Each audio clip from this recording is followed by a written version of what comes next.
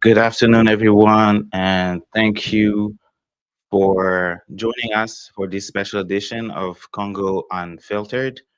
My name is Gaita. I'm going to be your host for this little time. So today we are witnessing what some are calling historic, right? In terms of what's being done right now, the historic peace signing a mineral fuel deal being finalized in Washington, D.C. But as Congolese people, as concerned citizens of the world, many have to ask this question: peace for who and at what cost? So the deal is being made with a little to no input from the Congolese people, yet it directly impacts our lands, our livelihood. Um, so the live has started, and I'm going to show that right now. Let me.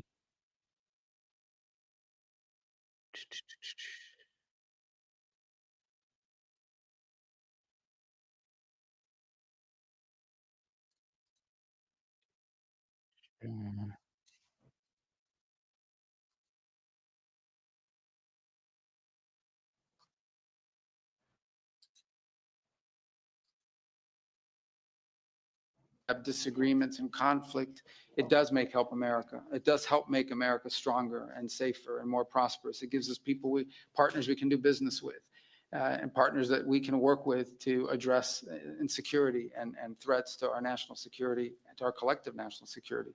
So we are grateful to both of you. I know how hard this was and how much work went into it, and we know there's more work to be done.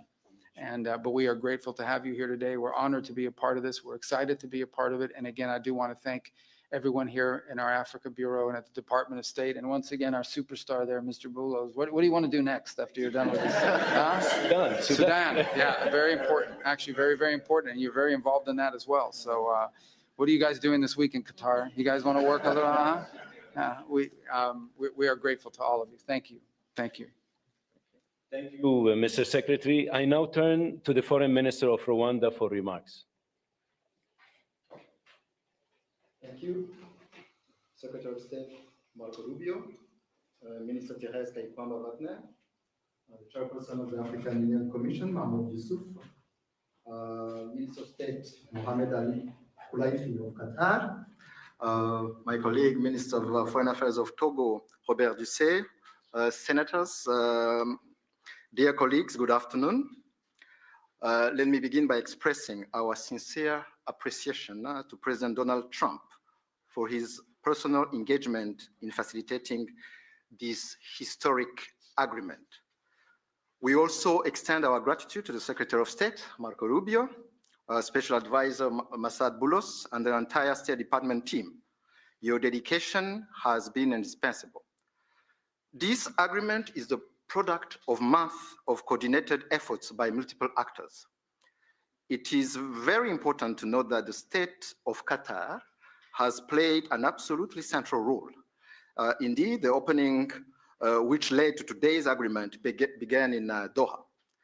We will lend our full support in the weeks ahead to Qatar's mediation efforts, led by Minister of State Mohamed Al Koulaifi, to secure a peace agreement between the DRC government and the AFC M23. This process is already well underway. Today's agreement also builds on the African-led peace initiatives, which are ably led by the African Union facilitator, President Faure Gnassingbé of Togo. The heart of this peace agreement is the decision to establish a standing joint security coordination mechanism between DRC and Rwanda. The first order of business is to begin implementing of the concept of operations for the neutralization of the FDLR, to be accompanied by a lifting of Rwanda's defensive measures. This is grounded in the commitment made here for an irreversible and verifiable end to state support for FDLR and associated militias. That is the bedrock of peace and security in our region. FDLR is no ordinary militia. It is the remnant of the forces which committed the genocide Of course, he's against talking about the Hutus in FDLR. 1994, in which 1 million people were killed. With this agreement, we also committed to facilitate the return of refugees in our respective territories with the support of the UNHCR. Creating the conditions for the safe and dignified return of refugees is vital to achieve lasting peace. We also took to enhance economic cooperation, including with American companies and investors. Shared growth and cross-border cooperation will unlock tangible dividends for both our countries.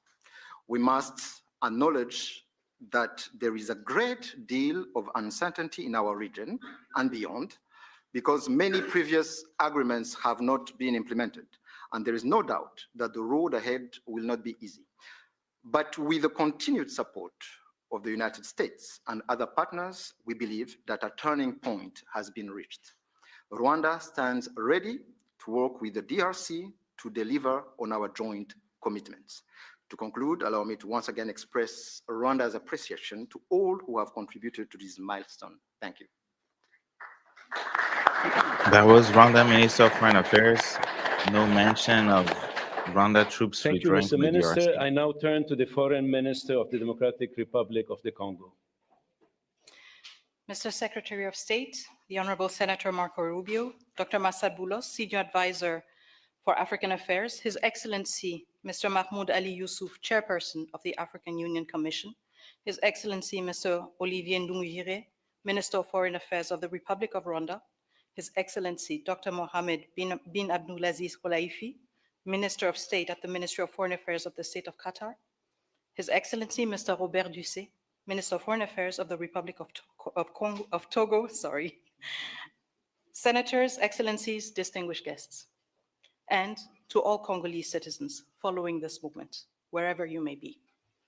2 months ago in this very room, we signed a declaration of principles, a first tangible step to break with deadlock and chart a path towards peace. Today, that choice takes shape and sustained efforts have come to fruition.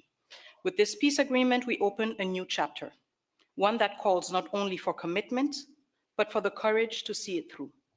By signing this agreement, we reaffirm a simple truth. Peace is a choice, but also responsibility, to respect international law, to uphold human rights, and to protect the sovereignty of states. Those who have suffered the most are watching. They are expecting this agreement to be respected, and we cannot fail them. This agreement builds on the efforts of many. First and foremost, we want to express our sincere gratitude to His Excellency President Donald J. Trump for his commitment to this peace process. His leadership kept this process focused and goal-oriented, and that from day one. This was further characterized by the quality and resolve of the entire US team, illustrated by the critical support of Senator Rubio and Dr. Boulos. We salute His Excellency President Félix-Antoine Tshisekedi Chilombo for choosing the harder path, a peace rooted in principle and in the dignity of our people. We thank President João Lourenço of Angola, facilitator of the Luanda process, for laying critical foundations. We are also grateful to the State of Qatar and to His Highness the Emir, whose leadership was instrumental in convening the first direct meeting between our two heads of states in March, a courageous step that laid the groundwork for dialogue. Qatar has since facilitated further talks in Doha and remained a principled and steady partner throughout this peace effort.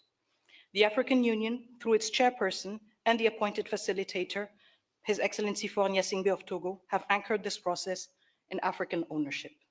Finally, we thank the negotiating team of both the DRC and Rwanda for their perseverance and devotion. This moment has been long in coming.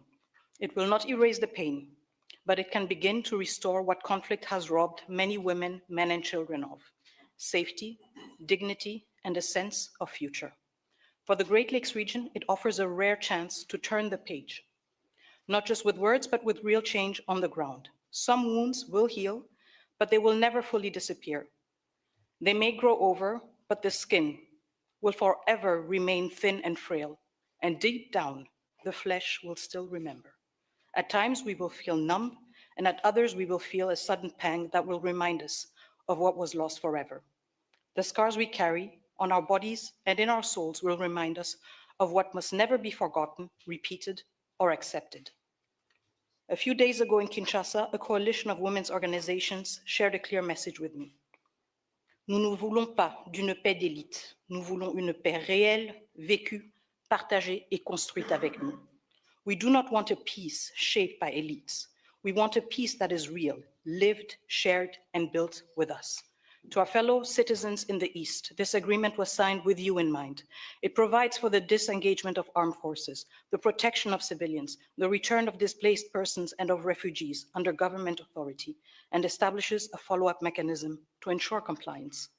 These are not just words on paper. They must now be translated into action with justice, accountability, and political will. This peace agreement is the starting point, not the end goal. It must now be followed by disengagement, justice, and the return of displaced families, and the return of refugees, both to the DRC and Rwanda. However, no text, however carefully negotiated, can carry on its own the weight of peace. I still remember on the day we signed the Declaration of Principles, a member of the US team said, if it were easy, it would have been done a long time ago. That holds true now more than ever. What we have signed is only as strong as our will to implement it. We, the DRC, will certainly and resolutely fight for this agreement to be respected, not with our words, but with our deeds. Today, we have chosen peace. What matters now is that we protect it and prove to our people and to the world that even in a region marked by deep scars, dignity and cooperation can prevail. So now our work truly begins. Thank you.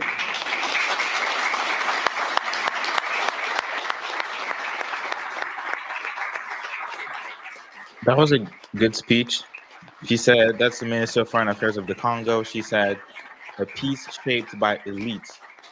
The irony is that's exactly Thank what you, we have. Madam Minister. It's So now my honor we'll to see. invite the parties to sign the peace agreement to be witnessed by Secretary Rubio.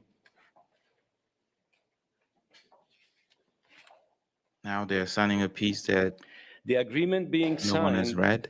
includes provisions on the respect for territorial integrity and the prohibition of hostilities, the disengagement, disarmament, and conditional integration of non-state armed groups, the establishment of a joint security coordination mechanism, the facilitation of the return of refugees and internally displaced persons, as well as humanitarian access, the reaffirmation of MONUSCO's mandate, and the establishment of a regional economic integration framework. The agreement also includes an annex on the functioning of the Joint Security Coordination Mechanism and the full text of the concept of operations of the Harmonized Plan for the Neutralization of the FDLR and disengagement of forces / lifting of defensive measures by Rwanda, which was agreed to under the Defensive auspices measure? of the Luanda process on October 31st, 2024, and adopted by the foreign ministers on November 25, 2024.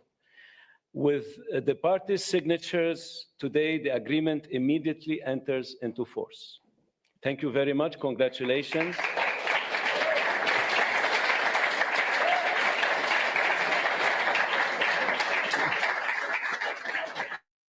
I think the Congo has been calm, guys. Proceedings. Yo, they said, and they were really careful how they worded it. I don't know if you caught it, and hopefully my Kindly guests can stay come in seated while the parties. and help us break down what we just witnessed, what we just heard. But they said disengagement of forces. They never mentioned the Rwandan troops by name. They never mentioned the M23 by name. And they said when talking about the Rwanda, they said defensive measures. While the Rwandan government literally helped between 7 to 12,000 soldiers to take Goma. That has nothing to do with defensive measure. That was a full-blown force that was sent in the Congo. But they did mention the FDLR by name, right? And questioned by Julian Robertson, what's going on here? How will this agreement benefit future generations of the people of the DRC? Wants to know more? Well, stay tuned in, and that's exactly what we're talking about. They are signing this uh, deal, this peace deal, but to me, it seems like the Congo, the DRC, has made a lot of concessions. Nothing really was expected on the Rwanda side from what I can see if I really have to read what they just said, right? Literally. Like they said defensive measures, disengagement of forces and establishment of a joint coordination structure.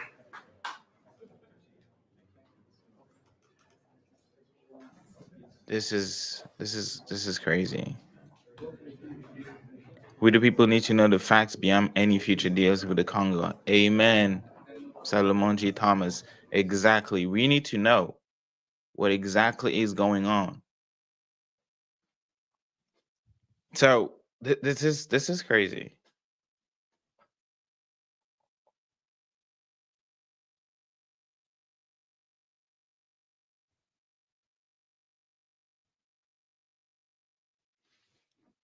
They literally discussed and signed what they say is a peace deal, but without really the few things that the RC Minister of Foreign Affairs said.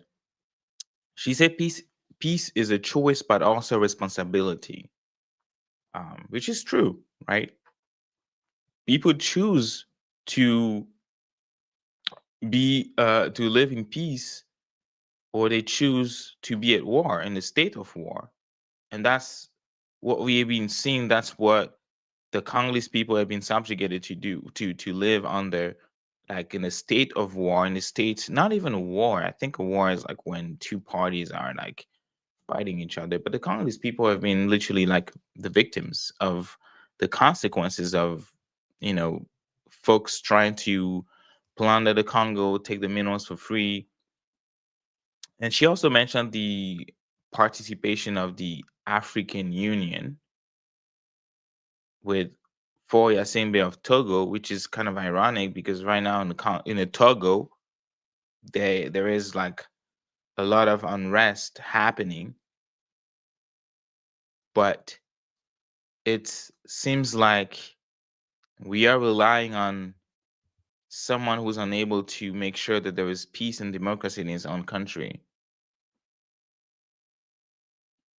She also said a peace shaped by the elite, and I mentioned that earlier. But that's exactly what we saw, right? In the sense that the Congolese community never participated. The Congolese people, there was no input from the Congolese people. Absolutely zero.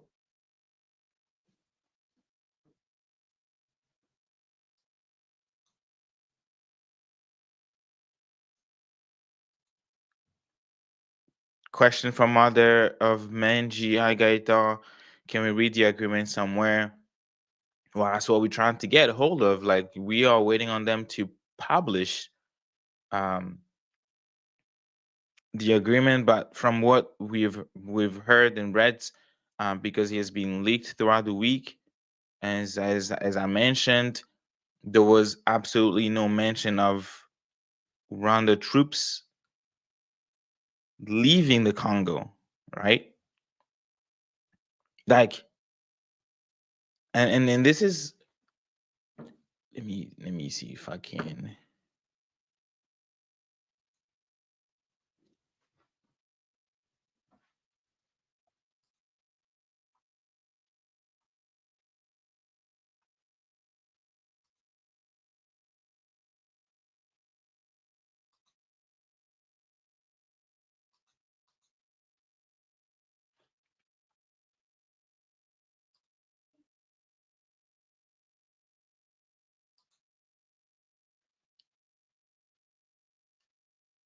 So let me see.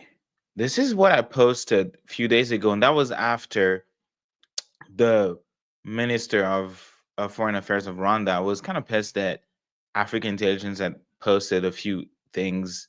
Um, and then he said that you can't find anywhere. Maybe let me just go and present you guys his entire. I mean, he blocked me, but I can see I'll have it right here. Love the guy.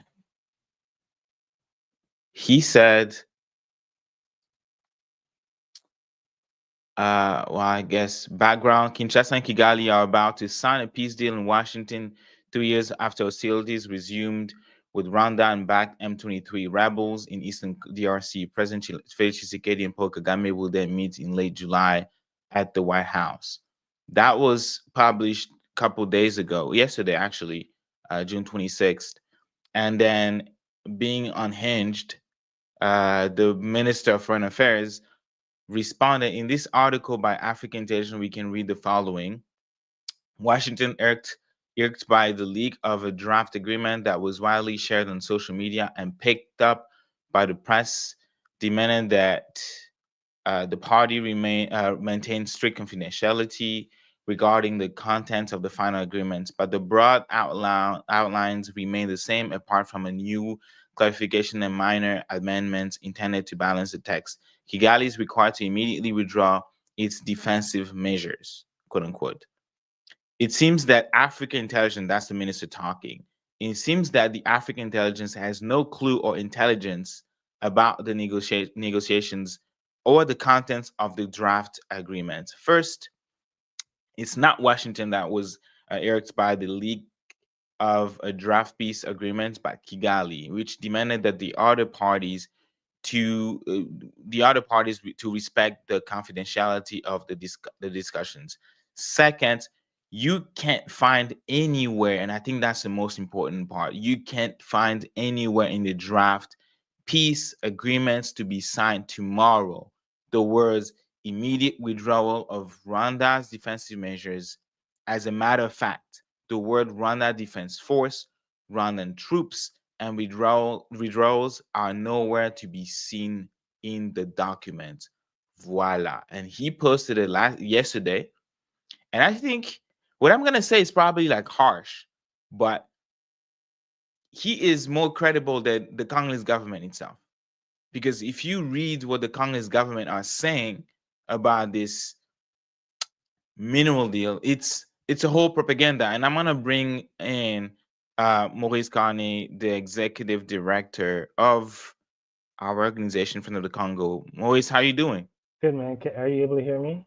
I can hear you loud and clear. I'm not sure. Oh, super. Did you watch by any chance the live the peace deal? Yeah. Do you have peace in quote? Because that's what they are selling us, right? That's what Yeah, they're yeah, saying. you're absolutely right. Selling. I mean, my goodness, I really feel for the masses of Congolese. You Yeah. know, for a whole host of reasons. Gaitan. I was listening to the Rwandan foreign minister, and it felt like I was in like a George Orwell universe. Rwandan defensive measures. Rwandan defensive measures. We're talking about by U.S. intelligence services, UN, 4,000 to 7,000 Rwandan soldiers inside of the Congo, occupied Hmm. Congolese territory, captured the city of Goma, killing at least an estimated 7,000 Congolese, right?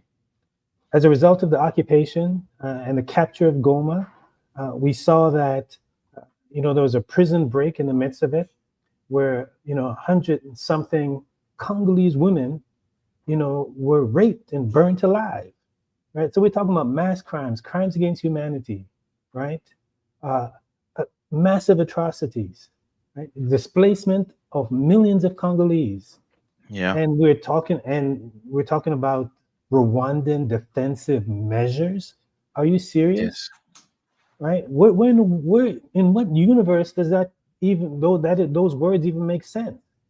we're at the tail end, hopefully, of a 30-year war of aggression and plunder by U.S. ally Rwanda, right? That triggered the death of an estimated at least 6 million Congolese, according to the studies that are out there, right? What the United Nations says, uh, if brought in front of a competent court in the UN mapping exercise report, the Rwandan soldiers could be charged for crimes of genocide. So how do we arrive here? You know, I guess we arrive here because it's a deal among local, regional, and global elites for their benefit, right? Yeah. Tshisekedi gets to stay in power. Kagame, he gets off scot-free, no accountability, no justice. He gets to process Congo's minerals that he can sell to the European Union and elsewhere, right? And Trump and Rubio and Bulos, they get to bring their business people in, to invest. We even saw the Financial Times today talking about Rubaya, which was captured by the M23, where Donald Trump and his friend Gentry Beach out of Texas, they put together a consortium of investors to invest in Rubaya, right? So it's just like I don't know why I'm like fired up or just even shocked, or I'm not shocked really, but just pissed, Yeah. because we really shouldn't expect anything different, right? Uh, there's not. I don't see how we arrive at peace out of this deal, right? We arrive at pieces. Rwanda gets a piece. Tshisekedi gets a piece. Trump and his business people get a piece, but the Congolese people writ large, it's hard, really hard to see how they get peace out of this. And Pappy Garnett, sorry, do you want to butcher your name? Butcher your name. He says, "Congolese child, you are on your own," and that's exactly what's going on. Because, and this is what I wrote, and like I'm like when I mentioned that, it's really harsh for me to say that, but I do feel like the Rwanda's government right now has been more honest than the Congolese Oh government, yeah, without a doubt, without a doubt. because he said that, and he said that you cannot find, that's the Minister of Foreign Affairs, you cannot find anywhere in the draft peace agreement to be signed tomorrow the word immediate withdrawal, Rwanda's defense measures, of Rwanda's defense measures. As a matter of fact, the words Rwanda Defense Force, Rwanda troops, and withdraw are nowhere to be seen. And I said, commenting on this, that the peace deal usually involves concessions, compromises made by both parties. Yet today, Rwanda Foreign Minister, who is expected to sign the agreement, openly state what I just mentioned. So the question becomes, what exactly is the DRC agreeing to sign in Washington? And if Jessica is ready, I'm gonna bring her up. Um, Gaetan, this is probably the first time Olivier has told the truth. You know what I'm saying? yeah, It's the first time he's uttered true words. He's absolutely on point. There's just I don't see what you do see in the deal is what Chisekedi gets, right? And he got yes, it in the sense that as a result of the intervention of Bulos, the M23 and the Rwandans, it stopped their track across the country, right? Because remember they had captured Walikali, and next step was Kisangani, and there was nothing between Walikali and Kisangani. And anyone knows anything about Congo and the wars that's been imposed on them, right? Uh, Once you capture Kisangani, it's over. It's downstream to Kinshasa in the name of, Diodor Hamdi's film. So yeah, again, it's just Tshisekedi gets to stay in power. The U.S. gets to bring their investors in, and Kagame gets off the hook, and he gets to, you know, um, Congo's minerals, right, so where it's refined and processed through Rwanda. something I'm reading from Bloomberg, and I'm trying to get access to. Oh my Send me God, it the seems send like me the link. And yeah, it seems like everything, and now you have to pay for it. But they are saying Bloomberg is reporting that And that's Micah Kavanagh, who's reporting this from Bloomberg, that the U.S. excuse me, U.S. brokered peace deal between Congo and Rwanda includes outlines of a separate economic integration pact to be concluded within 3 months.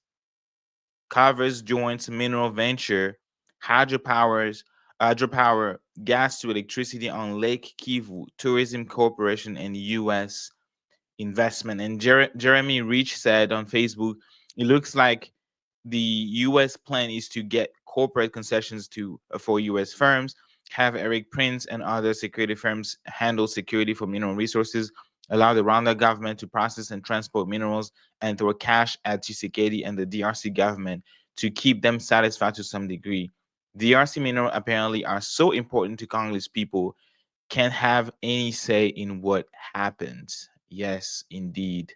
Um, Jeremy is Congo, right on peaceful point. Congo, That yes. captures it in a nutshell, right? He's right on point. I don't agree with what the other person said though, Gaitan, that Congolese people are on their own. Uh, Mm, Listen, the Congolese people would never. We're in the history in the Congo, right? In the history of the Congo, as the Congolese people received solidarity and support from elites in the West. Where, right? The mhm, elites in the West have only brought pain, mayhem, the overturning, assassinating of their leaders, the imposition of dictatorships, right? It's not from the mm, elites in the West that Congo is going to get peace, right? So that we have to be clear about that. It's from the masses of the people. You know, Lumumba said it in his last letter to his wife, Pauline. He said to the Congolese people, he said, we're not alone. Africa, Asia, free and liberated people from every corner of the world we found by the side of the Congolese people. So make no mistake about it. Free and liberated people, every corner of the world. He didn't say, the elites, you know, in Washington, in Brussels or Paris. In fact, what Lumumba said about the elites in Washington, Brussels, and Paris is that Congo's history will not be written there, right? We really have to bring that quote up for Lumumba. He said, and it's so right. The so-called peace deal in Washington today, the history of the Congo will not be written there, and that's a challenge. That's a challenge to Congolese masses, right? That's a challenge to Africans, right? So that Congo's history will not be written in Washington. Now, if Congo's history is written in Washington through this peace deal, so will Africa's history. And that's vital for Africans to understand. This is not just about the Congo, but this is about the future of the continent as a whole. So if the heart of the continent, arguably the richest piece of real estate on the planet is captured by Donald Trump and his business partners, what does that say for the rest of Africa? How is Africa going to develop if Congo is captured by global capital? Or if Congo remains captured by global capital with, right, with the in cahoots with the local elites, right? In cahoots with the local elites. So this is really a clarion call, for Africans to draw upon Lumumba's words, whom we're gonna, commemorate his 100-year birthday next week.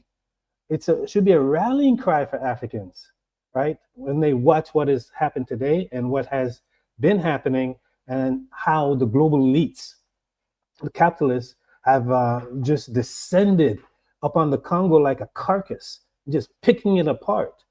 And then you have the local elites, the compradors and the Chesekedis and the Kagamis and the Musevenis, benefiting. So no, this should be a rallying cry for Africans writ large, and the global masses to rally to the side of the Congolese people.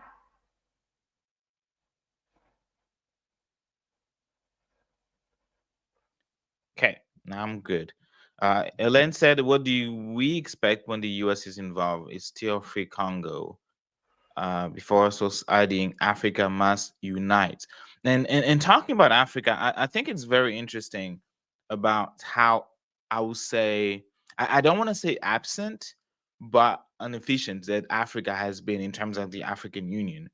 And to me, I find it really curious the presence of Foya Simbe at the negotiation that Teres Wagner thanked So him. he wasn't there. His foreign minister was there. Yes, it was represented. Yes, Yeah. uh, but isn't Togo right now going through stuff in his own country? Like, No, how do you the people are explain rising up.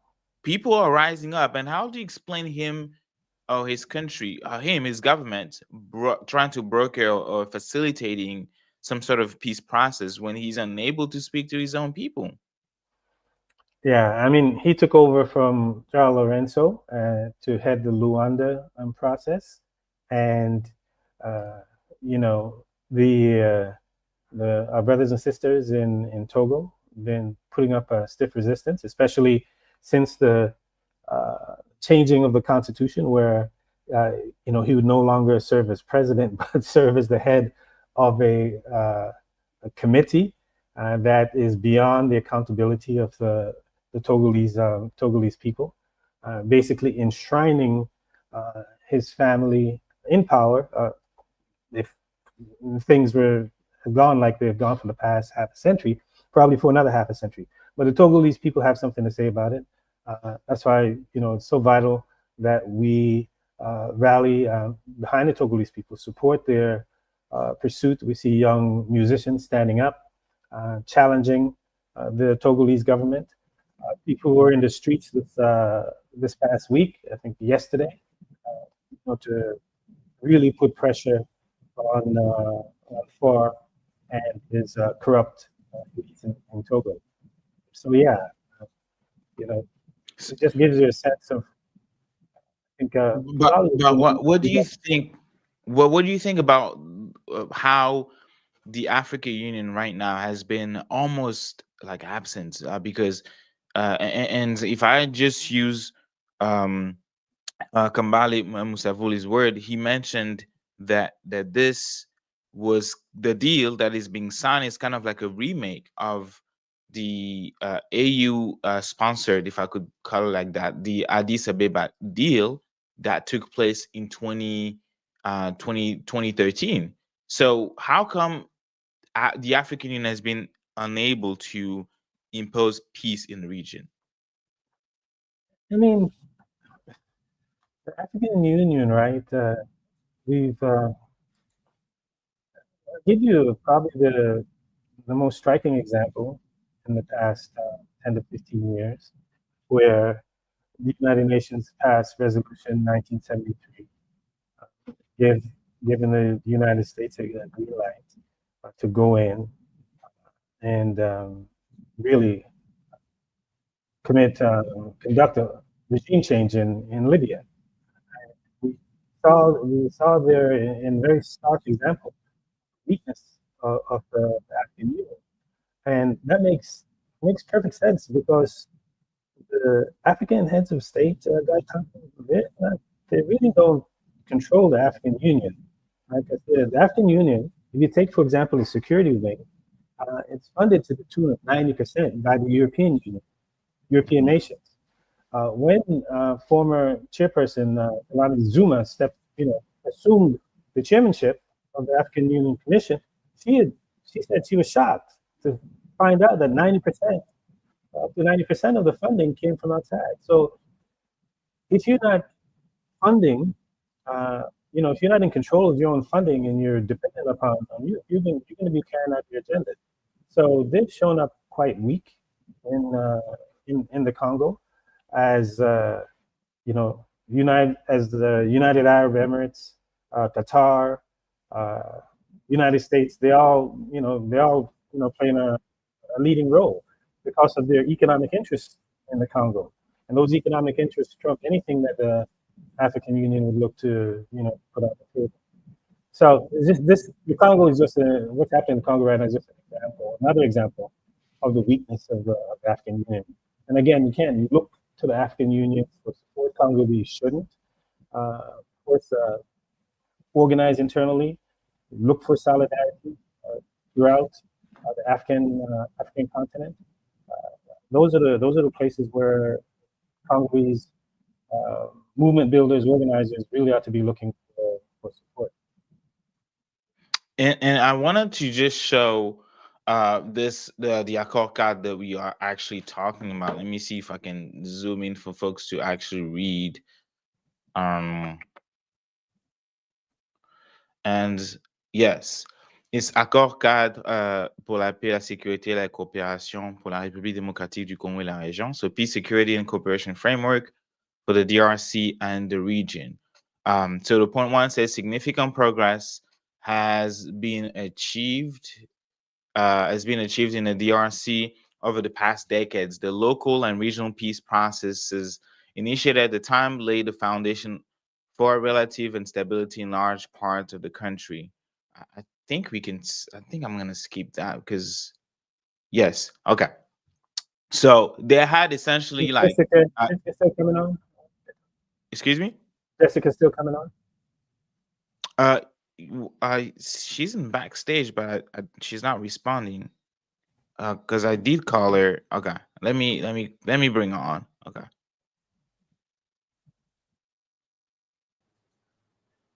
Hey, Jessica. Hi, hello. So, So sorry, I called your name and then you didn't respond because the oh, camera was off. Yeah. oh, sorry. Yeah, I was just waiting. I wasn't sure when to speak. So, No worries. No worries. How you doing? oh, I mean, just hanging in there with everything going on in our country, in my country, and here, and so trying to, keep pushing the fight. So, Yes. And did you, by any chance, did you watch um the piece, the signing of the peace deal? no, I did not get a chance to watch it yet, but Okay. we're in our DRC diaspora desk group. We're sharing commentary, and so Okay. yeah. But really quick, there a few things. It was kind of hard, like to take notes as I was speaking. But really quick, they talk. I think I can even go back to that. If I have the link handy, let's see. I think it was in our, yes. But okay, first, before actually replaying that, what are your hopes and your expectation of this deal? Like, what are you waiting from that? There's no hope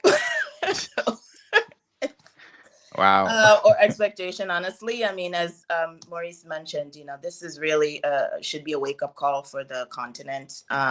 This is the work that I've been trying to do with my platform, African Diaspora Connection, and the work that the DRC Diaspora Action for Congo is trying to do is mobilize our community to wake them up. I mean, feels again like the Berlin Conference, all over again. None of this, as the Nobel Peace Congolese Nobel Peace Prize winner mentioned, Dr. Mukwege, this deal process has been opaque, non-inclusive, and it rewards aggression, right? And so, and I'm very confused, honestly, about the difference between this peace signing and with the last one with Rubio and Minister Terres and Rwandan officials. So, I, it's just, without, the escalation of violence again, which has been highlighted by so many reports, it just underscores the need for accountability for perpetrators and justice for victims. I mean, there's so many people. This has been going on for 30 plus years, and not even to count, the colonization of during, colonial times with Lumumba being assassinated. And it's just to expect powers that have actively worked to destroy your country and to run to them like beggars, right? It's a mentality that unfortunately is continued to impact Congo. Yeah, those are my thoughts on that. Hmm. Unfortunately, I think we have so much work to do to awaken Congolese and Africans in general. It's just, we're just always expecting the West to save us, and especially this administration. I don't know if you saw the the press conference with Trump. He didn't Oh even, yeah. just what he was even mentioning about, like, I feel like I'm taking crazy pills.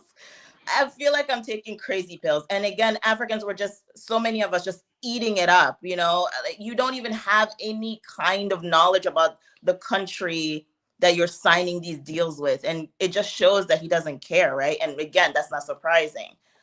Be So careful, you this, talk about the next Nobel Peace Prize for maybe this upcoming right. recipient. Yeah. Well, no, but what was speaking of that though, Guy Tom, what was so shocking is that the Congolese president, Felix Tshisekedi, if that quote was correct, if he said it, that as a result of this, what Trump's implication in the Congo, he would pretty much nominate him for a Nobel Peace Prize, right? Isn't that He what said he Felix would Tshisekedi? vote. He He'd said he vote would for. vote, which was really Oh it- man. I'm trying to be really nice and polite because Not, No, presidents, no, head of this is state in do the not midst. vote.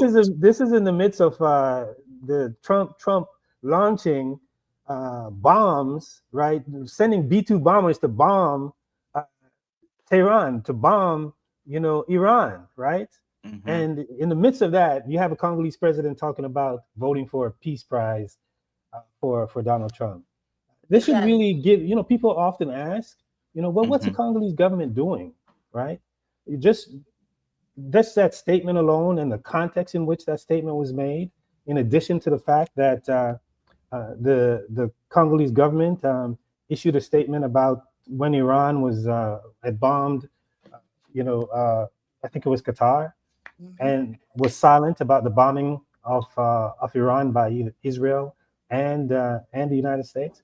So it should give people a sense of what the Congolese people are up against in terms of this neo-colonial regime that's in place that really, uh, you know, doesn't need to be there and is there really at the behest of the U.S. and other Western powers. yes. There is this video that actually circulated, but first to kind of like respond or comment on what you just said. Chisekedi said that he would vote, like if this deal in fact bring peace in the DRC, he would vote for Trump. Which to me, I'm not sure if it was actually really like literal because head of states do not vote for Nobel Peace Prize. There's actually a committee that is being formed, um, and he can nominate him, which has been done already.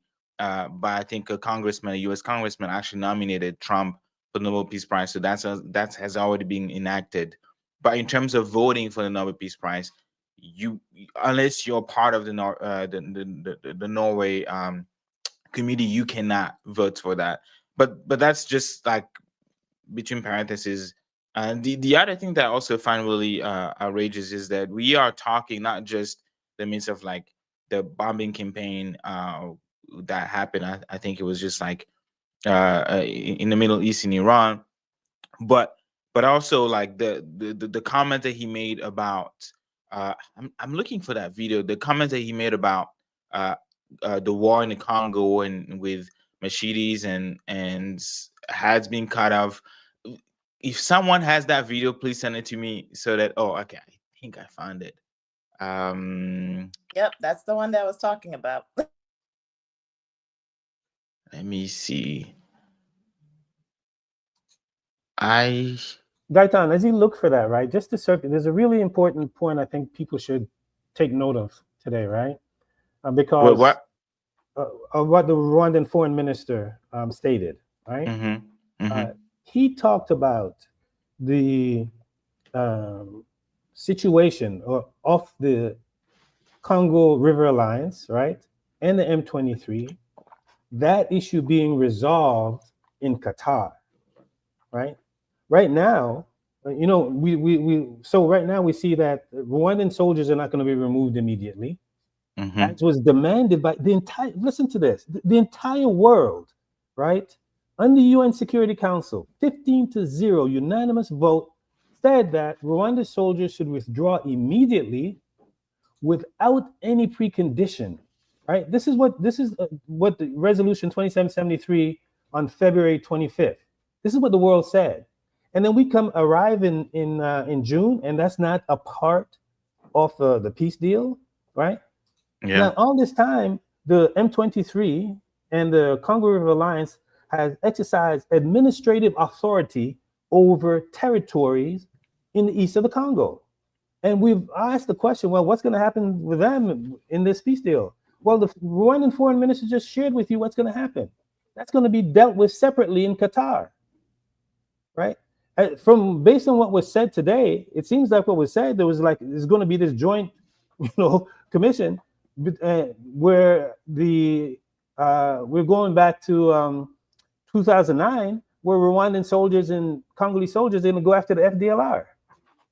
That was the biggest takeaway, today, right?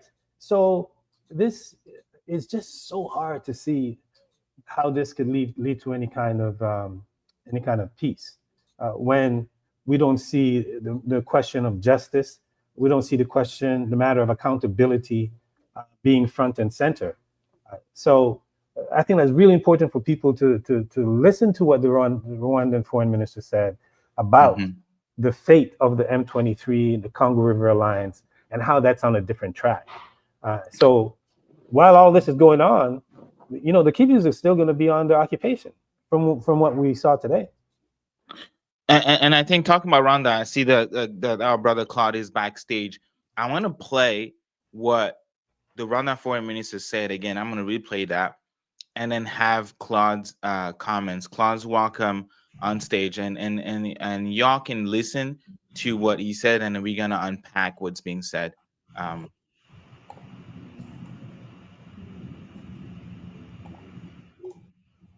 Secretary of State Marco Rubio, Minister Therese Wagner, Chairperson of the African Union Commission Mahmoud Yusuf, Minister of State Mohamed Ali Koulaifi of Qatar, my colleague Minister of Foreign Affairs of Togo Robert Dussey, senators, dear colleagues, good afternoon. Let me begin by expressing our sincere appreciation to President Donald Trump for his personal engagement in facilitating this historic agreement. We also extend our gratitude to the Secretary of State, Marco Rubio, Special Advisor Massad Boulos, and the entire State Department team. Your dedication has been indispensable. This agreement is the product of months of coordinated efforts by multiple actors. It is very important to note that the State of Qatar has played an absolutely central role. Indeed, the opening, which led to today's agreement, began in Doha. We will lend our full support in the weeks ahead to Qatar's mediation efforts, led by Minister of State Mohamed Al Koulaifi, to secure a peace agreement between the DRC government and the AFC M23. This process is already well underway. Today's agreement also builds on the African-led peace initiatives, which are ably led by the African Union facilitator, President Faure Gnassingbé of Togo. The heart of this peace agreement is the decision to establish a standing joint security coordination mechanism between DRC and Rwanda. The first order of business is to begin implementing of the concept of operations for the neutralization of the FDLR, to be accompanied by a lifting of Rwanda's defensive measures. This is grounded in the commitment made here for an irreversible and verifiable end to state support for FDLR and associated militias. That is the bedrock of peace and security in our region. FDLR is no ordinary militia. It is the remnant of the forces which committed the genocide against the Tutsi in 1994, in which 1 million people were killed. With this agreement, we also committed to facilitate the return of refugees in our respective territories with the support of the UNHCR. Creating the conditions for the safe and dignified return of refugees is vital to achieve lasting peace. We also took to enhanced economic cooperation, including with American companies and investors. Shared growth and cross-border cooperation will unlock tangible dividends for both our countries. We must acknowledge that there is a great deal of uncertainty in our region and beyond, because many previous agreements have not been implemented, and there is no doubt that the road ahead will not be easy. But with the continued support of the United States and other partners, we believe that a turning point has been reached. Rwanda stands ready to work with the DRC to deliver on our joint commitments. To conclude, allow me to once again express Rwanda's appreciation to all who have contributed to this milestone. Thank you.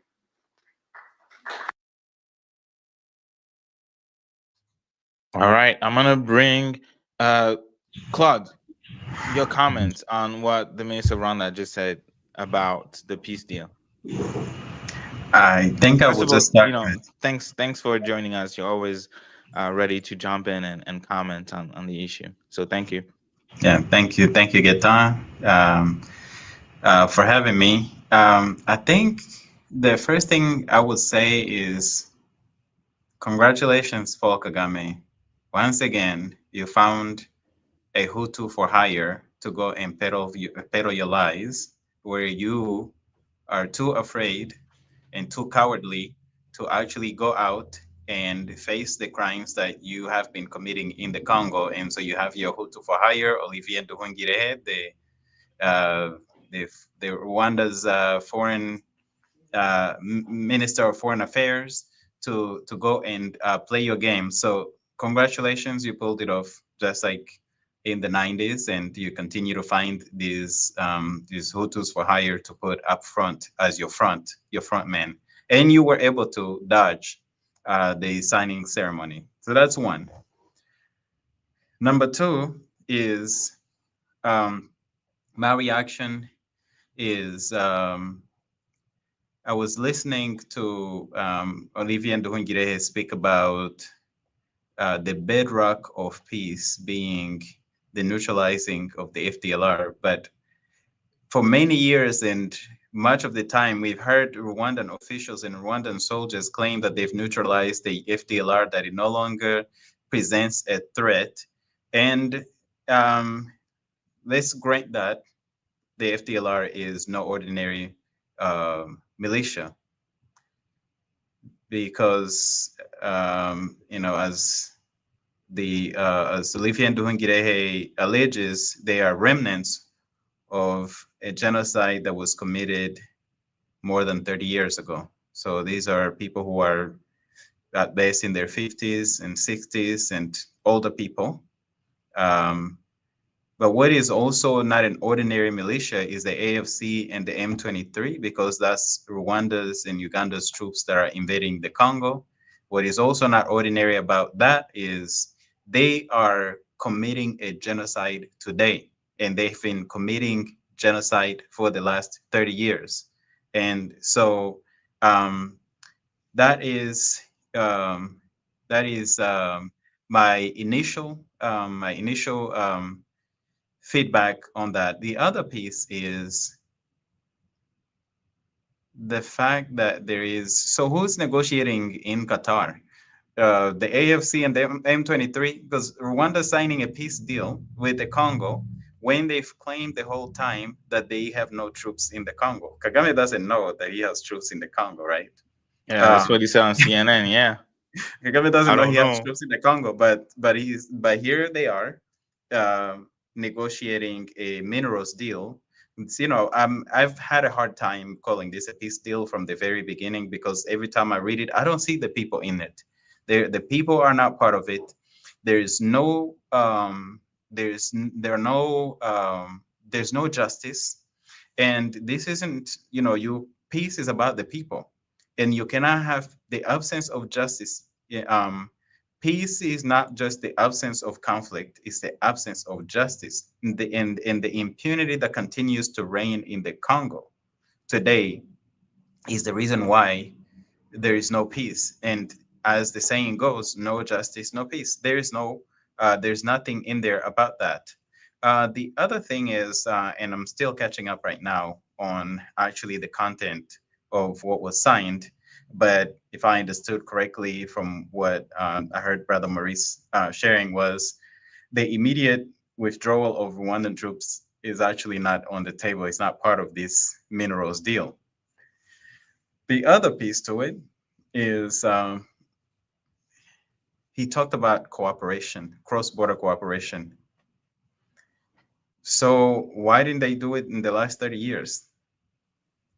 It's, why does it take for the ministers of from Rwanda and Congo to come to Washington to actually do this beneficial, which is a no-brainer really to anybody that has half a brain, to know that it's better to cooperate. It's better for Rwanda to cooperate with Congo than for Rwanda to invade the Congo, unless they are so greedy that they, number one, they want to steal, which is what they've been doing. And in order to steal, they have to commit a genocide and displace the people and make the people never wish to come back to the place where they've seen and experienced and witnessed that genocide. And so they are pushing the people out into refugee camps so they can occupy these mining towns and take these mines. And if it obviously, another thing is, we know, and we've known this for a long time, Paul Hmm. Kagame and his godfather in crime, Yoweri Museveni, are um, they are some of the biggest puppets of the West on the African continent. And so it's easy to see how they can wiggle themselves out of the crimes that they've committed against the Congolese people. I also understand and I'm aware that we cannot appeal to the moral and Yeah. the moral compass of imperialist, neo-colonialist, or their puppets. And Yeah. so what I just witnessed in that video that you showed is Rwanda's Minister of Foreign Affairs, which I also refer to as Rwanda's minister and Rwanda's ambassador to Twitter, because he spends so much time on social media and Twitter, trolling. What you saw is basically a puppet that is doing its job. Yeah. But I see a repeat of what happened when during sorry, I'm mixing the name, Joseph Kabila's time in Hmm. office, and also the initial part of Felix Tshisekedi's um, the Felix Tshisekedi's early years, where they invited Rwandan troops who have been massacring, mass raping Congolese, committing a genocide in the Congo, recruiting child soldiers, raping little children, using children as sexual slaves, and, capturing places and towns and displacing. More than 6 million people have been killed in the Congo. And these numbers are based on 20 years ago. And more than 7 million people have been displaced. If you add those up, that's more than the whole population of Rwanda. If you took every single person in Rwanda and you affected them with a genocide like it's been committed in the Congo, you would come up with basically the numbers that we have officially in the Congo. Now, the crazy thing and the crazy part about this whole thing is that both Kabila and Tshisekedi are willing to have these joint security operations. There was all of these operations in the Congo in the 2000s and in 2010s under Kabila, where Rwandan troops came into the Congo, which is why they say that they actually neutralized the FDLR. They came into the Congo invited to come and take on the FDLR, and they said they neutralized them. And then earlier in Tshisekedi's rule, the same thing happened. He allowed Rwandan troops to come in there. Today, parts of Congo are occupied by Ugandan troops officially, who are there officially, and who actually also are part of this genocide against the Congolese people. And so, to me, it's like this thing about cooperation, which I get it. Diplomats are hypocrites. Um, he's talking about the cooperation is going to be good. Yeah. With the cooperation has the only cooperation that we've seen in the last 20, Hmm. 25 years has been cooperating, actually 30 years has been cooperating in wiping out millions of Congolese people's lives. Yeah. And And, so, and And Brother Claus, thank you for this. I'm gonna play because we don't have time. We need to wrap up because we're doing another segment on immigration later today. But what I'm gonna do, because you did mention a lot of good things, particularly regarding the reason, and even the Minister of Foreign Affairs, he mentioned that in his speech. FDLR, he described what the FDLR was, which I believe it's not. That's not something that his counterpart, the Minister of Foreign Affairs in the Congo, did not dive into what the M23 is, right? Like, or how Rwanda has been creating chaos in the Congo. But regarding the FDLR, so what I'm going to do, I'm going to show this clip really quick, have you comments really quick about that, and then show the speech of Therese Wagner, and I'm going to have Jessica jump in and comment on that before we wrap up. So if I may, I'm gonna do that right now. There you go. Okay, cool. When you talk about Kaishem and the people who committed the genocide, it gives me the reason to tell you about even the FDLR, for example. Not a single person, by the way, in the FDLR was indicted by the International Criminal Tribunal in Arusha. Not a single one. Now, we come here and people are saying genocidaire. That's not entirely true. Why? 95% of the FDLR are in Rwanda. They're in the Rwandan army and the Rwandan reserve forces. And a lot of them are actually now fighting in Congo with the Rwandan army. Now, you don't become a genocidaire in Congo today when you cross to Rwanda and you become an angel. And by the way, I'm the one who started recruiting and integrating the FDLR when I was still there. And I like it. And I think the Rwandan government is doing very well integrating them. But you see, don't talk about integrating people and then say, I have to go and eliminate them. Oh. It's a big contradiction. You integrate, but then you say, when they are in Congo, I will go to eliminate them. But when they come here, they are very good people I can work with. Comments, Claude?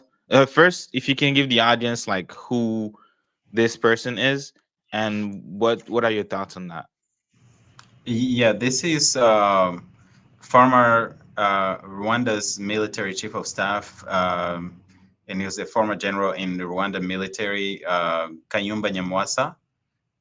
We actually refer to him as Kagame's twin because they were real partners in crime, like serious genocidal crimes in Rwanda and in Congo, well documented. And so now this general has fled Rwanda because he fell out with Kagame, and Kagame actually followed him in South Africa and tried to assassinate him. He was shot multiple times, and there were multiple attempts, including trying to kill him while he was in a hospital recovering from the shooting. And so this is someone that actually knows the system really well. This is somebody that's been involved not only in Rwanda, but also in Congo. And by his own admission, he is saying that he started the integration of the FDLR into Rwandan troops. And so and that's his own saying. That's from him, from the horse's mouth.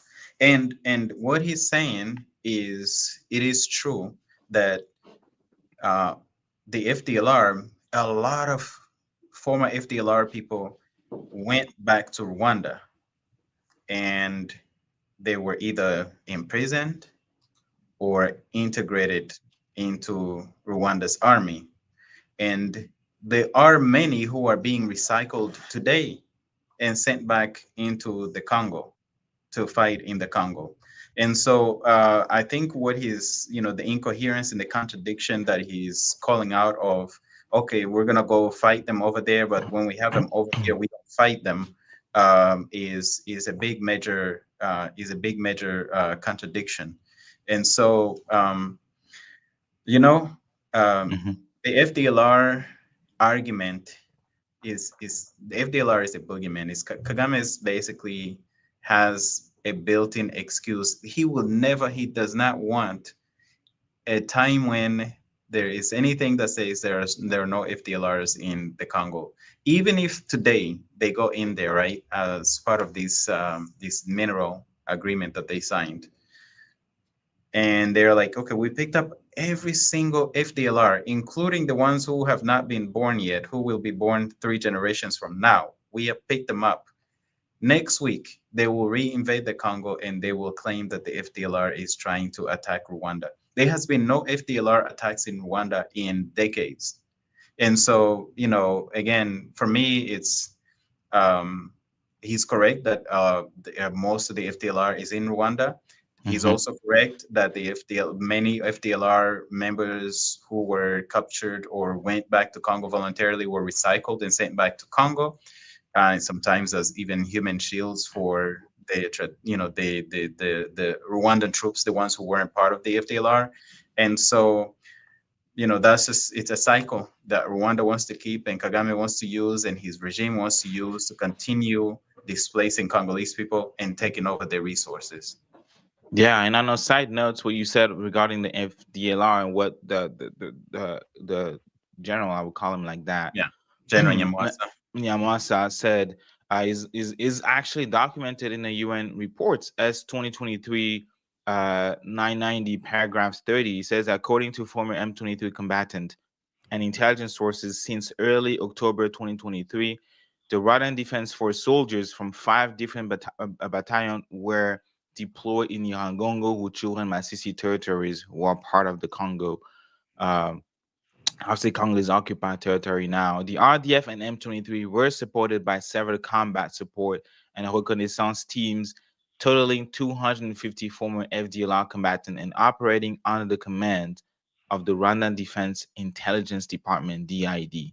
So this is documented. They're not speculation. It's not something that I cannot pronounce his name. The general is saying, and also Claude's. These are documented by the UN group of experts. Now I'm gonna show the speech of the Congolese Minister of Foreign Affairs, and I'm gonna go to Jessica for comments and perspective.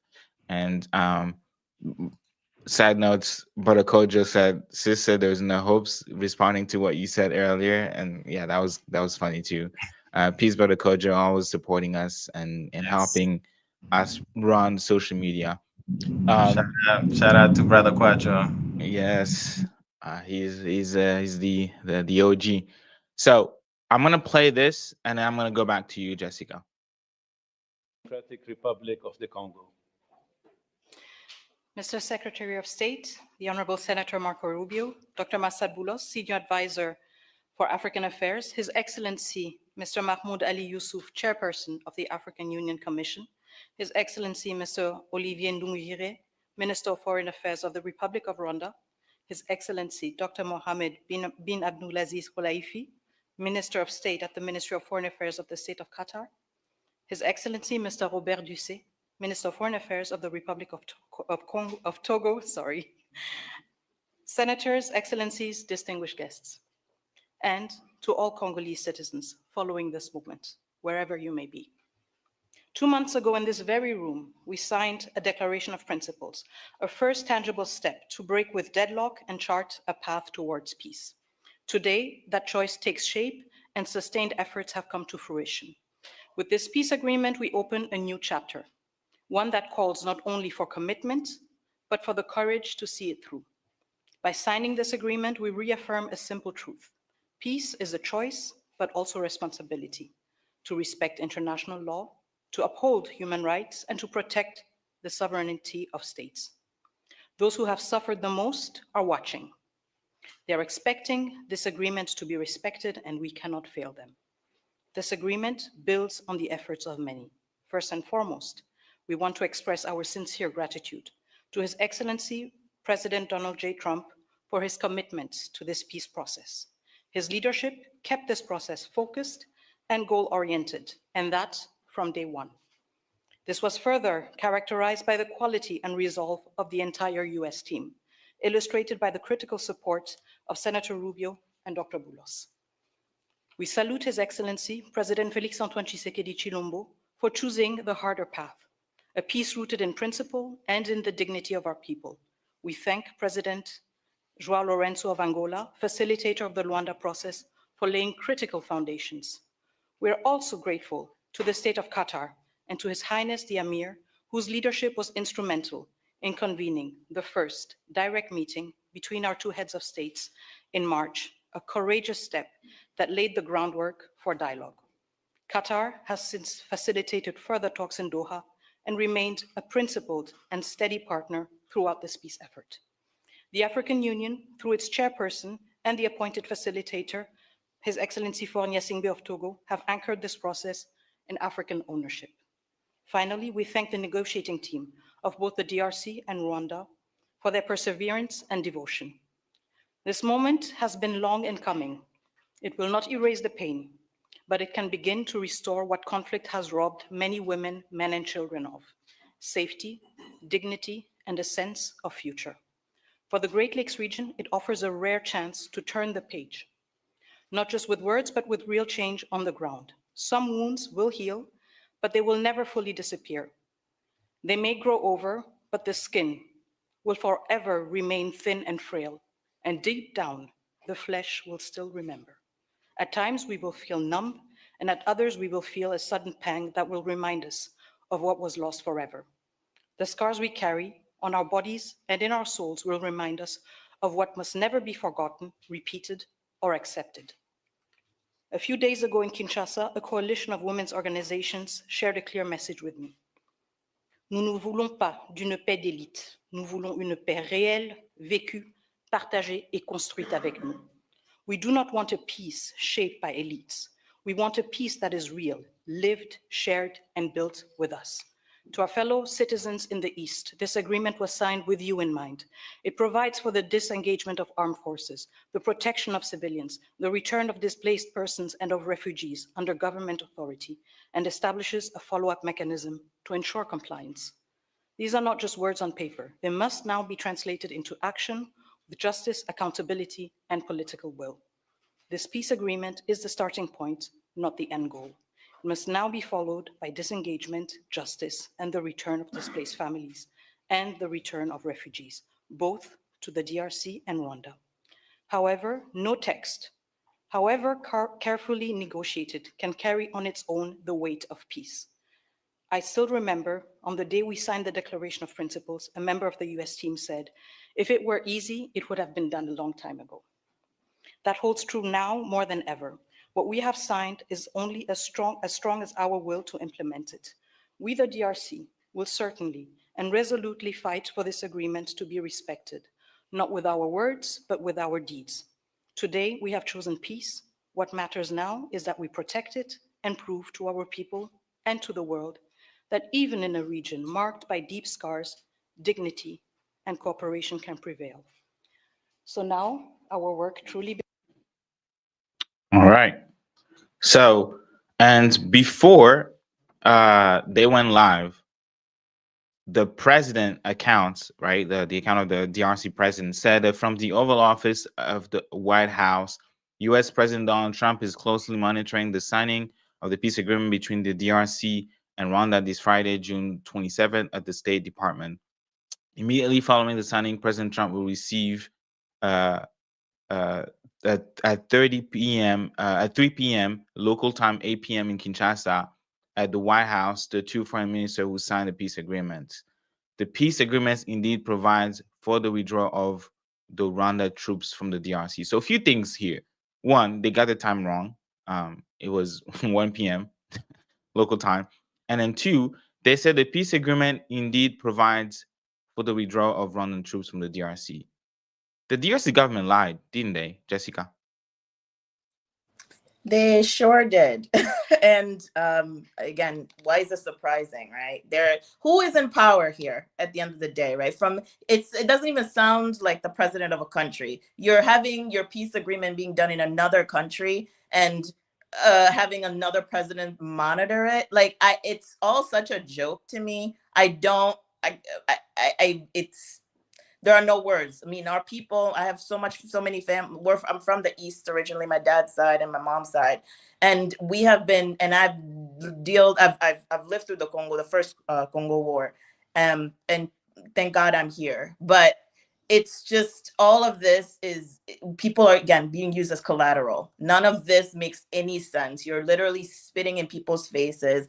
And where are the actual people that are impacted in this peace agreement? It is just like the women delegates mentioned. They don't want a peace for the elites. This is a peace for the elites. You're literally lying. Where's the justice? You're awarding aggression. And even since the last declaration of principle was signed 2 months ago, there have been more attacks. There have been more territory being more aggression in the east from these forces. So and even just talking about the FDLR, right? There's it's a dual strategy, right? The propaganda from the Rwandan government. So there's just so much to say, and it's just really sad that we as Africans, we as Congolese, we are not sovereign, right? We don't have sovereignty. We are expecting, begging,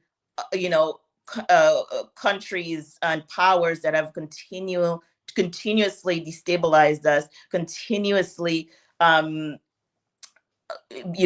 in our affairs, and expecting a rescue. It's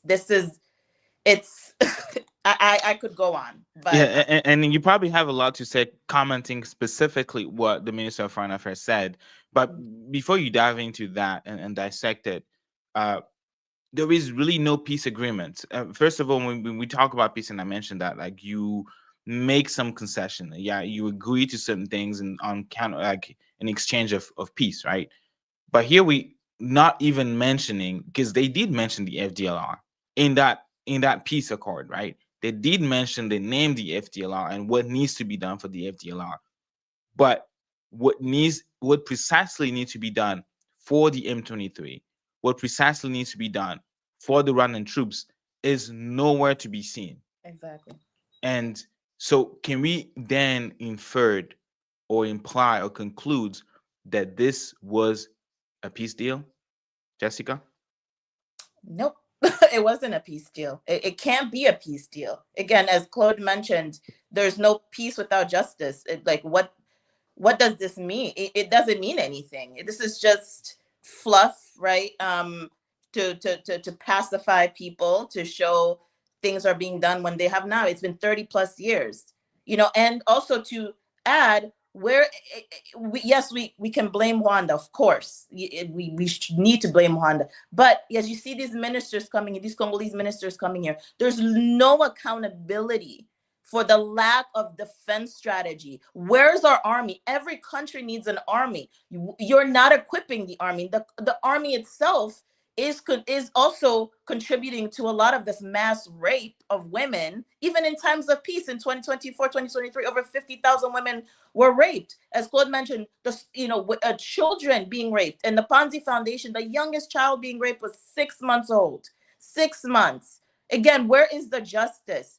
There's no mention of the withdrawal of Rwandan, as you mentioned, the Rwandan army from the territory in the actual agreement. And then the president of Tshisekedi says that there will be it's just, it doesn't make any sense. And so, they're playing in people's faces, they're laughing in people's faces, and it's just, we need to start holding these people accountable. I hold the Congolese government accountable, as they need to be held accountable as much as the Rwandan, because again, without complicity, none of this would happen. How are you the country the size of Rwanda compared to the massive size of DRC, and also the Rwandan M23 being equipped and funded by the West? So it's everybody's working together. All of them are working together and using these people as collateral damage. And now they're acting like there's no, we're gonna come here and just blame Rwanda. What about you as a country? What about you as a president? Why don't you have an army? Why aren't you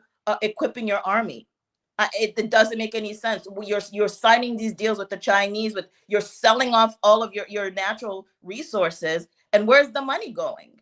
Let's follow the money. You can't use the money to fund an army, to equip your army. You don't want to pay these people. There was a documentary about the Wazalendo, or it wasn't Wazalendo, it was just the DRC members of DRC army. You look, they don't even have weapons. Mhm. So sorry, I'm just it's a very frustrating having somebody, being someone that has lived through this and has family continuing to live through this, and the lack of us as a community coming together. And we have, I know, some folks are advocating and pushing forward, but we need critical mass. We know we're doing work with the DRC that's going to Congress, trying to build influence, because the Rwandese have been at the White House. They've been, in Congress. They've been showing up, pushing their agenda. And we as Congolese, unfortunately, we have to call it what it is. We are a fragmented group. We are not united. And it's time to wake up. It's time to wake up. Expecting colonizers, imperialists to come save you, and your own president is showing incredible weakness, is just, it is irrational. Yeah. And we're very traumatized people, but nobody's coming to save us. Nobody is coming to save us. It's Yeah. been years, it's actually even more, since Lumumba's assassination and the continual, interference in our affairs and the puppets and everything. When are we going to wake up and realize that it's up to us? Sorry about the passion, but No, no, your passion is much needed in this conversation. And just to answer some questions that I get, the lie that is being pointed out here is from the Congolese government. And I said at the beginning that I feel a little bit ashamed that the Rwanda government seems to be more honest than the Congolese government, because when you read what the presidents of DRC um, posted 3 hours ago, they first of all they said that the signing will take place at 3 p.m. local time, Washington D.C., which it wasn't 3 p.m. It was 1 p.m. Eastern time and 10 a.m. Pacific time. And the second lie, and I think that was a monumental lie to even claim it. It says that the peace agreement indeed provides for the withdrawal of Rwandan troops from the DRC. And then we read what was said. We heard was what is being said. Absolutely, like Rwanda Foreign Affairs said, there was no mention of the Rwandan troops, no mention of them leaving the Congo, and yeah, I think that's something that I wanted to point out. Because I know you wanted to respond, but I wanted to show really quick what Ann Garrison said, and then she's been also watching Greeting Peace, and I know you have been following the issue closely. And she said, "I watched the signing ceremony at the end of one of the official announcement that this agreement provides for the disengagement, disarmament, and conditional integration for non-state groups. That's the same thing that saw Kagame's militia, the CNDP, who claimed to be Congolese, join the Congolese army in 2009. I remember the announcement very well. It took place during Obama's inauguration while all eyes were on DC. 3 years later, the former CNDP revolted, saying that they hadn't gotten all they'd been promised, leaving the army to form M23. I'm gonna have Claude to kind of like respond. I know you've been wanting to speak, and Jessica. I think from there we're just gonna wrap up. Yeah, I just have a little bit of pushback on some of what you guys said. One is um, I'll use an example to start. Mhm. Um, Rwanda had invaded Congo in 1996 and then 98. Obviously, they've been occupying Congo for the last 30 years. And they have denied that they are in the Congo for I don't know how long now that they've been denying it. And at one point, when they were denying it, um, after some time, they held a ceremony to celebrate bringing Rwandan troops back to Rwanda, even though they had claimed for years that they didn't have any troops in the Congo. So the troops that never were in the Congo, they had an official ceremony to celebrate bringing them back. Today, they still deny that Rwandan troops are in the Congo. So what I'm pushing back on is saying that Rwandan government is more honest than the Congolese government. The Rwandan government is built on, the regime in Rwanda is built on genocide, lies, and destructions of people. And every government in the world other than maybe Museveni's, can earn a PhD in lying. At one point, I think Laurent Kabila, the father, he they accused him of being a pathological liar, and then he gave the examples of the occupation and everything, and he goes, "Now who's a pathological liar?" So that part I would push back on. The second thing, Just to clarify, I'm not saying that the Rwandan government is honest generally. I was talking about specifically on this conversation around the peace deal and what it is the content of the peace deal. And the Rwandan Minister of Foreign Affairs came forward after the African intelligence leaked the report, or what was not a report but the deal, and he said, no, you guys are lying, you guys are not actually accurate. There is absolutely no mention of Rwandan troops, and I'm going to put that tweet back there. There was absolutely no mention of the Rwandan troops. I'm going to have the quotes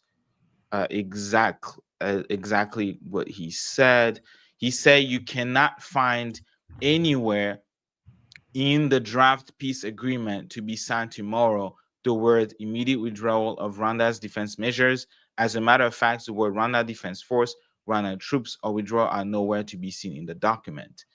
That's the lie that I was saying that the Congolese government sold to the people by saying that indeed it's in there. No, we heard what is being said. We heard with our own ears.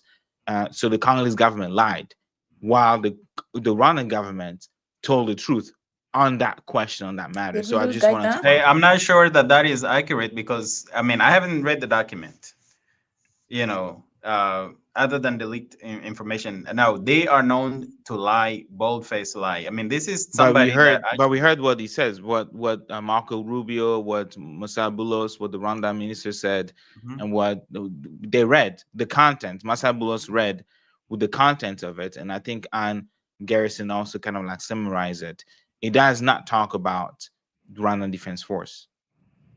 So that's what I'm saying. That to me, Yeah, I feel ashamed as a Congolese citizen to have the Congolese government continuously lying that they have, because Reuters actually they published few days ago, a couple days ago, they did publish that the Congolese counterparts did lose, um, did drop some of the requests that they made regarding, and I'm trying to look for that in particular, but the Reuters that actually dropped the Congolese delegation, that they dropped what they have been requesting, right? And to me that's problematic, because how can you talk about peace when the main, and that's what Maurice was saying, the main demand of the Congolese government, and that's for us is the core of the issue, is to have the Rwanda Defense Force withdraw from the Congo. And Reuters announced yeah, yesterday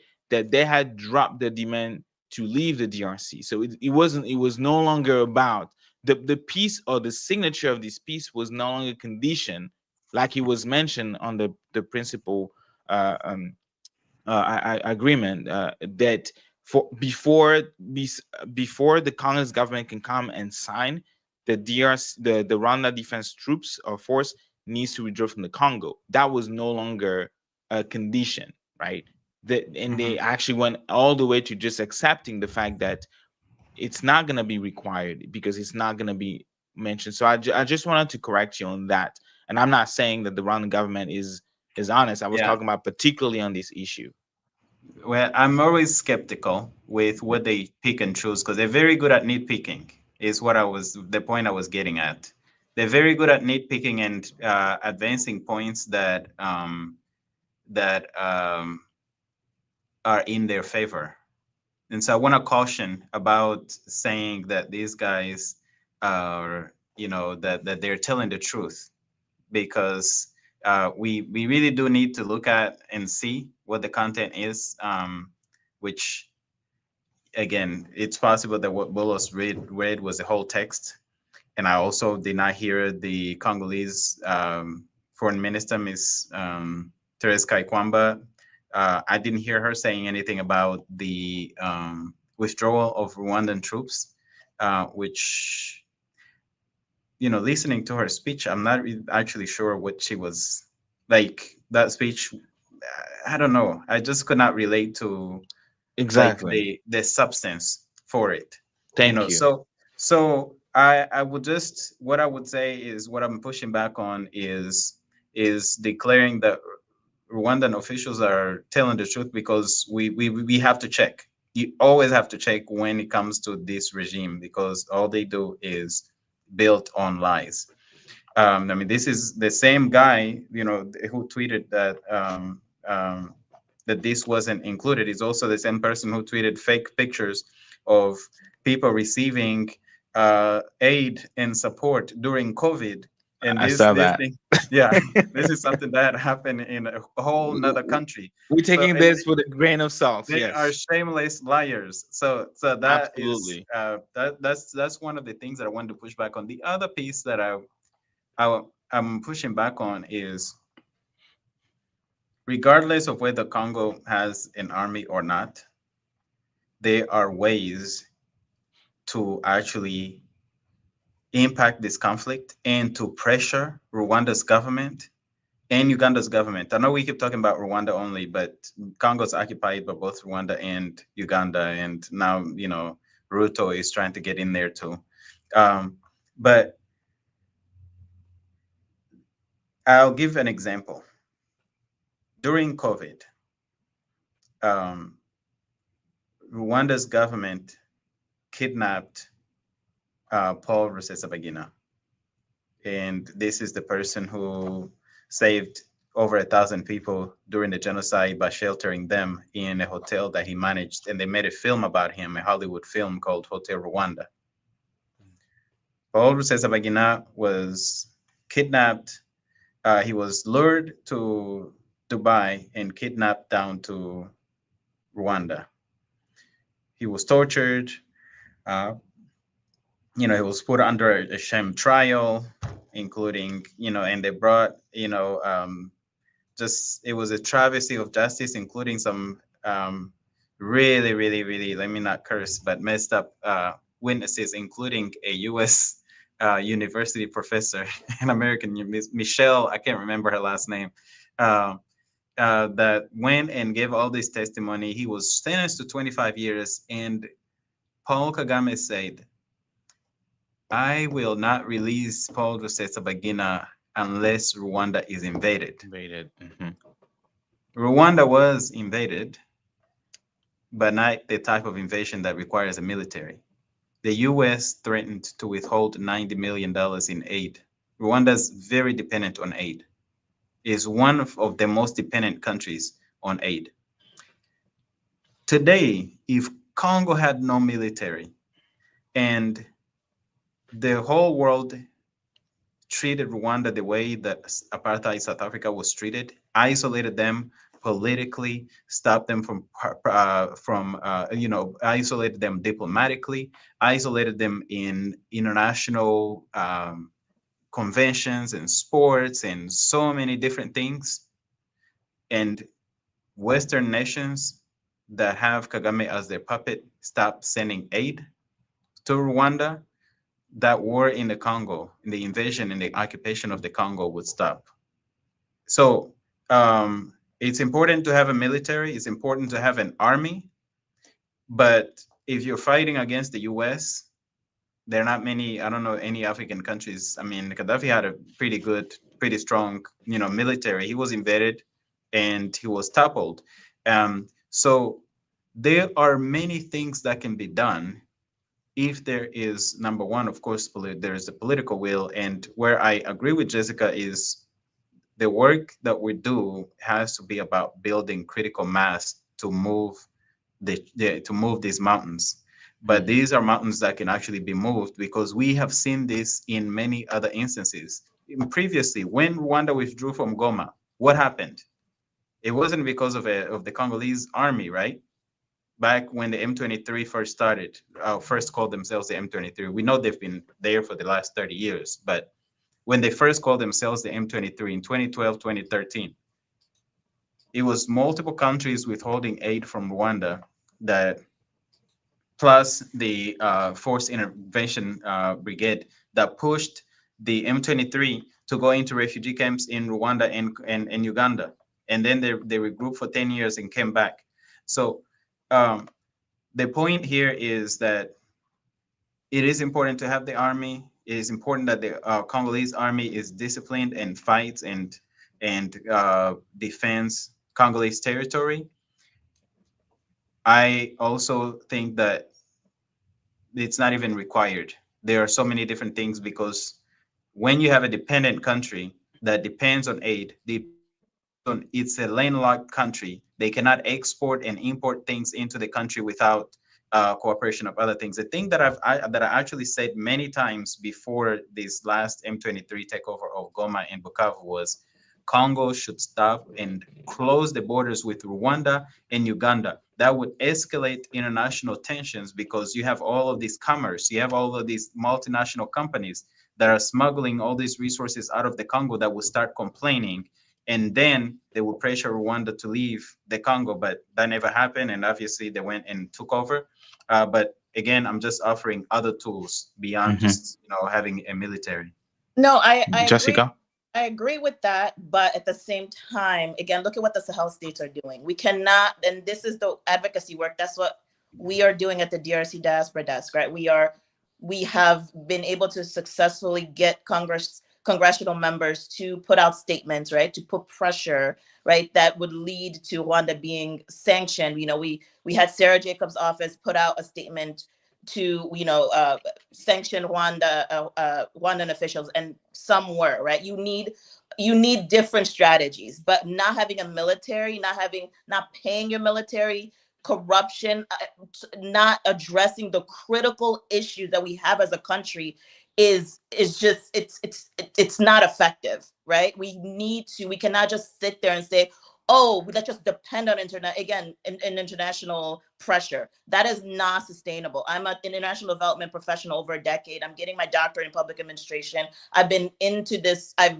contracted for USAID, USDA development programs, which again is to continue the dependency. It's not logical to continue to depend on powers that have subjugated you, that have continuously interfered to profit from your minerals. That's not sustainable. We have an example. Look at Burkina Faso, look at Niger, look at Mali, right? Sovereignty. I'm not saying you can't partner with other powers. They're doing it very strategically. We are not. And how long is it going to take? Even doing business in Congo, which is critical, which is a lot of what this mineral deal is about, right? We have a colonized country. People they're willing to give contracts out to foreigners versus Congolese people. So I'm talking about the mentality, the constant dependence for other people. You cannot just depend on that. You cannot.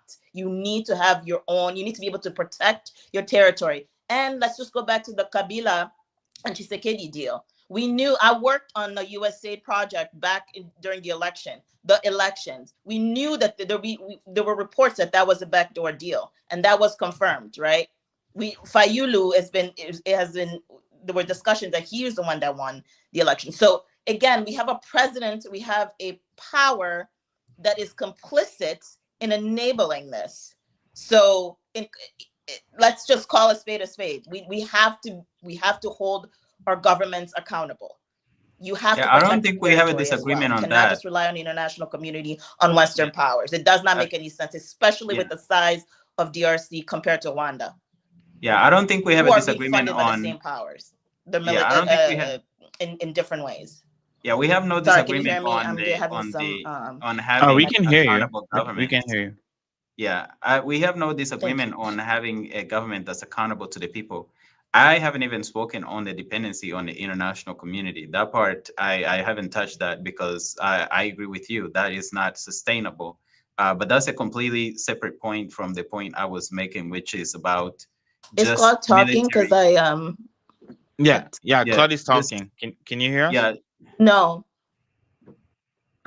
Yeah, well, just real quick on the international dependency. That's why I have been advocating for Congo to take matters into their own hands and close the borders, because then at that point, with the Congolese closing the borders, they are protecting their own sovereignty, and escalating it to where others are now negotiating with the Congo. So I have no disagreement at all on the Congolese government needing to be responsible and accountable to the people. As I was saying, Jessica, I think maybe you didn't hear me. I was also saying that the dependency on others, I haven't spoken about that because I also don't think that's sustainable. We agree on that 100%. Uh, and that's why I've been advocating the Congolese government should have leveraged its ability to close those borders so that they can escalate and have the matters in their own hands and be in the driver's seat about what happens with the resources in the Congo. And now we are getting basically mineral deals signed in other places. So that's that is my point. But as far as the isolation, I mean, Congo is a very large country, and a lot of the world depends on Congo. All of us depend on Congo for many things, and it's an integrated, global. The globe is an integrated community, and I think that Congo has many ways to use that as leverage, especially given all the resources that we have in the Congo, that there are in the Congo, and so I agree. Having resource sovereignty, having territorial integrity and sovereignty, and protecting all of that, and again, to me, I see many different ways to have that kind of leverage. And I think one of the first things that needs to happen, considering that Rwanda and Uganda are landlocked countries that have no access to oceans and ports and things like that, if it starts with isolation, they will run out of the Congo so Mhm. fast. They will beat Usain Bolt's records in the Olympics, for the next, Yeah. 50 years. Yeah. Yeah. Thank you so much, both of you. And I'm going to end on this tweets from Papa Pukas, who's a Congolese living here in the US. And he said, it's done. The war is over. Kabila leaves Bukavu, Nanga, and the M23 are going into cantonment. Goma, Bukavu, Bunagana, and 100 territories come back under Kinshasa control. Investors, American investors, are already arriving in the DRC. When a dream is very long, the awakening will be brutal. And I'm gonna leave. So first of all, before we leave, I'm gonna thank both of you for tuning in and jumping in and giving your perspective, your insight, your analysis on the signature of the signing of this deal, what it means for both Congolese people, Rwandan people, and the region, the entire region in general. Thank you all for being always available to discuss, debate, and share your take, your insights on the ongoing crisis, 3 decades conflicts, war on the Congolese people, and also war on Rwandan people who are also suffering the end of Paul Kagame, who has been president since I think the year 2000, 2002. I'm going to thank both of you again, and I'm going to end this live with this end of the video that I found really interesting. How the Congolese government, or the Congolese of the Congolese Minister of Foreign Affairs was isolated alone while the U.S. counterpart was celebrating and greeting, you know, the Rwandan delegation who was allowed to be on stage. So I'm gonna leave you with this. Thank you, Claude. Thank you, Jessica, and thank you to all the people watching, tuning in, and commenting, donating, being involved, volunteering, and also speaking up against injustice in the Congo and beyond.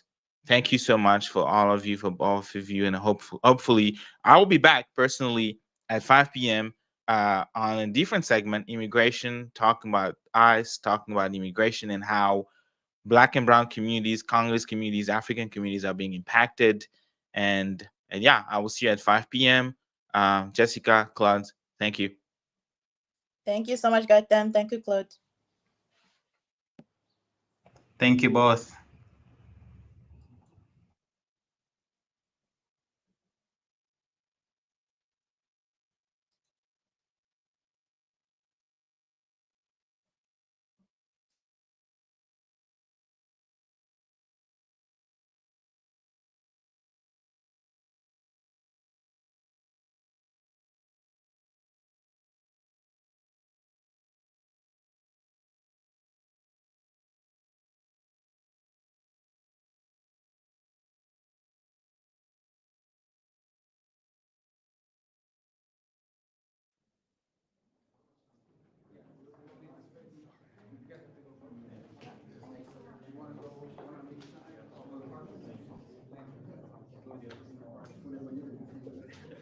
I think we're fine. Are we off?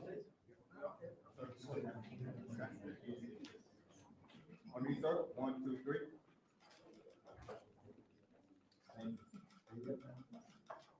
Thank you.